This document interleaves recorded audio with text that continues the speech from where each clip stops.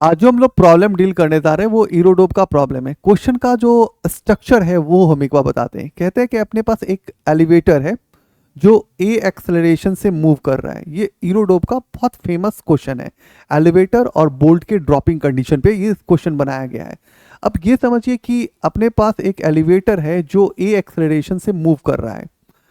कुछ टाइम के बाद कुछ टाइम के बाद उसमें एक बोल्ट लगा हुआ था एलिवेटर के केबिन में, वो जाकर के खुल जाता है।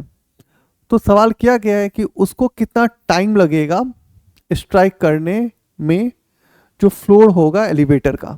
ठीक है, पहला बात तो समझ गए, कितना टाइम लगेगा एलिवेटर के फ्लोर को स्ट्राइक करने में। दूसरा सवाल ये है कि वो जो बोल्ट है वो कितना डिस्प्लेस हुआ है और बोल्ट कितना डिस्टेंस कवर किया है पूरे सिनेरियो में। ठीक है, दो कॉन्सेप्ट के साथ इसमें काम करना होता है। एक तो बोल्ट की स्टडी करनी होती है, दूसरी क्या करनी होती है, एलिवेटर की स्टडी करनी होती है। दोनों का इंडिविजुअल स्टडी कीजिए, उस कॉम्बिनेशन को थोड़ा मैच आउट कर दीजिए तो आपकी सवाल बन जाएगी। तो हम उसी पे काम करने जा रहे हैं। ठीक है, तो सवाल यही है अपने पास, हम अपने सिनेरियो पे वर्क करें। चलिए, जो लोग जेईस की तैयारी कर रहे हैं वो लोग एक बात ध्यान रख सकते हैं कि हम अच्छे कुछ कुछ ऐसे क्वेश्चन डील करेंगे और इरोडोप पाथ फाइंडर्स एंड देन की कुछ और जो बेस्ट सीरीज होगा उसको हम कवर करेंगे। तो अभी हम फर्स्ट वीडियो रिलीज करने जा रहे हैं, तो ठीक है, चलो अभी will go to start the first video for the JEE level. ठीक है, तो और भी क्वेश्चंस किया था मैंने, पेन टाइप पे किया है, बट उसमें उतना फील नहीं आ रहा होगा। अभी मैं कैमरा और तुमसे बात कर रहा हूँ तो मुझे लग रहा है कि मैं तुमको ज़्यादा कनेक्ट कर पाऊंगा। ठीक है, चलो अभी सिनेरियो पे आते हैं, बात करते हैं। ठीक है, देखो सबसे पहले क्या है कि हमको एक एलिवेटर डिज़ाइन करना है। ठीक है, हमने एक एलिवेटर डिज़ाइन कर लिया। ठीक है, यहाँ पे एक बोल्ट लगा हुआ है और यहाँ से इसकी जो हाइट है वो कितनी दे रखी है, एच हाइट दे रखा है। ठीक है, कुछ टाइम के बाद ये जो एलिवेटर है वो कुछ सर्टेन हाइट अचीव करता होगा, क्योंकि ए एक्सेलरेशन से वो असेंडिंग हो रहा है, ऊपर की तरफ जा रहा है। ठीक है, तो मान लो कि इस पॉइंट पे पहुंच गया होगा। ठीक है, ठीक है, इस पॉइंट पे पहुंच गया। अब सवाल ये है कि ये कितना डिस्प्लेस हुआ। तो ये बोला गया कि ये डिस्प्लेसमेंट, जो एलिवेटर का डिस्प्लेसमेंट है वाई डैश है और ये डिस्प्लेसमेंट वाई है। ठीक है, एज्यूम करते हैं। तो मान लो कि यहाँ पे स्टडी कर रहे हैं इस बोल्ट का, तो बोल्ट इस तरह का पाथ फॉलो किया होगा।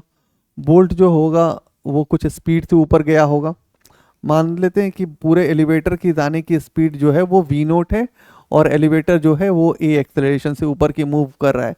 अब ये भी एक बात क्लियर कर लो भाई कि जिस एक्सेलरेशन से वो लेफ्ट चल रहा है उसी एक्सेलरेशन से वो बोल्ट भी चलेगा, उसमें कोई ऐसा चेंज नहीं होगा। बोल्ट ड्रॉप हो जाएगा तो फिर ए जो होगा वो माइनस जी में कन्वर्ट हो जाएगा। ठीक है ना, एक्सेलरेशन ड्यू टू ग्रेविटी। दूसरा बात ये है कि हम इस पूरे फ्रेम की स्टडी जो कर रहे हैं वो ग्राउंड स्टेट से कर रहे हैं। तो हम कहाँ पे बैठे हुए हैं, हम यहाँ पे बैठ करके बात कर रहे हैं, ये ग्राउंड स्टेट है हमारा। ठीक है, तीसरा बात जो बात है इंपॉर्टेंट है, पॉज करके एक बार सुनना, कि जो वेलोसिटी लेफ्ट की होगी वही उस बोल्ट की स्पीड होगी, मतलब दोनों की स्पीड जो होगी वो कॉमन होगी इस सिचुएशन में। ठीक है, अब हम बात करते हैं मैथमेटिकल अप्रोच से कि इसमें मैथमेटिकल इक्वेशंस क्या आएगा और कितना टाइम लगेगा स्ट्राइक करने में फ्लोर में। ठीक है, उसके वैल्यू को कैलकुलेट करते हैं कब जाकर के, जब हम ऑब्जर्वेशन कर रहे हैं आउटसाइड द फ्रेम। ठीक है, चलो अब हम बात करते हैं कि अभी हमारे पास जो वाई डिस्प्लेसमेंट है, तो वाई इक्वल टू क्या हो जाएगा, minus H minus Y dash. ठीक है ना, और ठीक है, अब हम इक्वेशन लिखते हैं, minus H minus Y dash equal to V naught T minus half G T square. ठीक है, और वाई डैश इक्वल टू क्या लिखेंगे, तो वाई डैश इक्वल टू लिखेंगे वी नोट टी, और लेफ्ट का एक्सलेशन कितना है, तो हाफ ए टी स्क्वायर। ये फर्स्ट इक्वेशन है। सेकेंड इक्वेशन है, यहाँ पे हम डेबिट करते हैं H plus Y dash, H plus Y dash equal to क्या हो जाएगा, V naught T minus half G T square. तो minus H plus Y, Y dash क्या है, V naught into T plus half A T square equal to V naught T minus half G T square.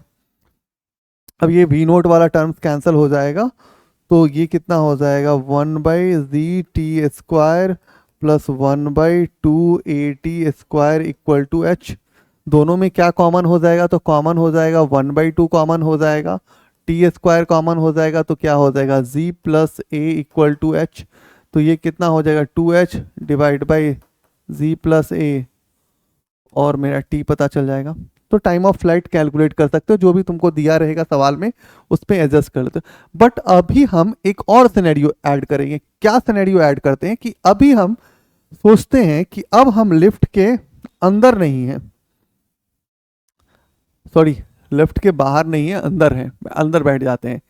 तो अभी हम lift के अंदर बैठ जाते हैं, हम अब यहाँ पे बैठ करके सोचते हैं, ठीक है। तो सबसे पहले हम सोचेंगे कि रिलेटिव वेलोसिटी की बात करें। किसकी रिलेटिव वेलोसिटी? बोल्ट और एलिवेटर की रिलेटिव वेलोसिटी की बात करते हैं। तो हम बात करते हैं रिलेटिव वेलोसिटी ऑफ बोल्ट और एलिवेटर की। तो बोल्ट माइनस एलिवेटर करेंगे, बट पता है कि दोनों की वेलोसिटी सेम होगी, तो वो क्या हो जाएगी, जीरो हो जाएगी। दूसरी सिचुएशन करते हैं एक्सेलरेशन। किसका एक्सेलरेशन चाहिए?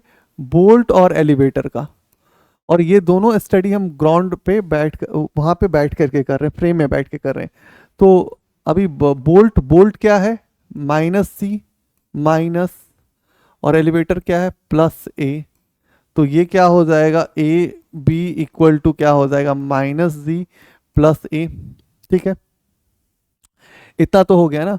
अब डिस्प्लेसमेंट की बात करते हैं बोल्ट और एलिवेटर का। तो क्या हो जाएगा, ये तो बोल्ट और elevator into T plus half, अब ये A B into E into t², ठीक है। कैपिटल टी कर लेते हैं, चलो यही कर लेते हैं, t² ही करते हैं, ठीक है, कोई बात नहीं, ठीक है,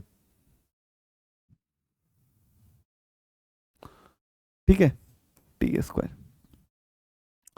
अब मान लो कि इसकी जो डिस्प्लेसमेंट हो रहे हैं वो -h लेते हैं। ये तो मेरे को पता चला कि रिलेटिव से क्या होने वाला है, जीरो होने वाला है, जीरो है। तो 1/2, अब क्या हो जाएगा, इसको हम क्या लिख सकते हैं, इसको हम लिख सकते हैं, माइनस कन्वेंशन इधर कर ले, z plus a into t²। ये माइनस माइनस कट गया तो 2h divide by z plus a। Situation तो सेम ही आया ना, अंदर बैठ के देखो बाहर के बैठ के देखो, दोनों में सिचुएशन सेम होगा। अब ये बहुत फेमस क्वेश्चन है इरोडोब का। अब इस पे क्या करो, तुम काम करो। अभी तो समझ में आ गया ना कि इसमें हम लोगों ने क्या किया, यहाँ पे माइनस कन्वेंशंस को बाहर किया, ये किया, कैंसिल किया। दोनों कंडीशंस के हिसाब से तो तुम्हारा टाइम होगा वो सेम होगा। अब इक्वेशन में बैठा देना होगा h माइनस वाई डैश। अब तुम्हारे पास जो भी इक्वेशंस होगा, मान लो कि थी। अब नेक्स्ट पेज पे हम जाते हैं, ठीक है। अब यहाँ पे टाइम कैलकुलेट करना है, तो टाइम के लिए तो मेरे को पता चल चुका है ना टाइम क्या होगा। अब तो इस क्वेश्चन को पढ़ोगे तो वही बोल रहा है कि टाइम बता कीजिए। तो टाइम बराबर क्या हो जाएगा, 2h divide by z plus a, पहला बन जाएगा। वेलोसिटी क्या होगा, v naught equal to a into T. इससे भी पता चल जाएगा वेलोसिटी लिफ्ट का, टाइम पता चल जाएगा। अब दो इक्वेशंस था तुम्हारे पास, दोनों इक्वेशंस से को यूज़ करो। क्या क्या इक्वेशन था, तो h माइनस वाई डैश, ये इक्वेशन यूज़ करो, v नोट इंटू टी, और क्या था, माइनस हाफ z(t²). इस इक्वेशन को करोगे तो डिस्प्लेसमेंट का पता चल जाएगा रिलेशन, और इस इक्वेशंस को यूज करोगे तो v note t plus half a(t²). तो तुमको कुछ पोजीशंस के बारे में पता चल जाएगा कि लिफ्ट कितना ऊंचा उठा है, उसके बारे में पता चल जाएगा। अब ये दोनों सिचुएशंस में पूरा इनबिल्ट कर दो तो सवाल बन जाएगा। तीसरा क्या है वो देख लेते हैं एक बार। तीसरा ये है कि ये वाला सिनेरियो है, ये मान लो कि A है, और मान लो कि ये पॉइंट हमारा B है, या ये पॉइंट ही B मान लेते हैं, ठीक है, और ये पॉइंट हमारा C है। तो यहाँ से स्टडी कर लो, तो ये V नोट है। अब यहाँ पे V नोट है, फाइनल पॉइंट पे पहुँचेगा तो क्या हो जाएगा, फाइनल वेलोसिटी V क्या हो जाएगा, 0 हो जाएगा। तो अभी यहाँ का कैलकुलेशन करोगे तो क्या आ जाएगा, u²/2z आ जाएगा, ठीक है ना। अभी ये A से B जा रहा है, B से A आ रहा है, तो यहाँ तक का डिस्टेंस तुम निकाल सकते हो। तो तो वो जो फिगर था उसमें कैलकुलेट कर लो तो सवाल बन जाएगा। तो ये तुम्हारे साथ माइंडसेट विजन होना चाहिए। सवाल का प्रैक्टिस लेवल बहुत सही से करो, सवाल को समझ के रखो और डील करो। तो आज के लिए थैंक यू।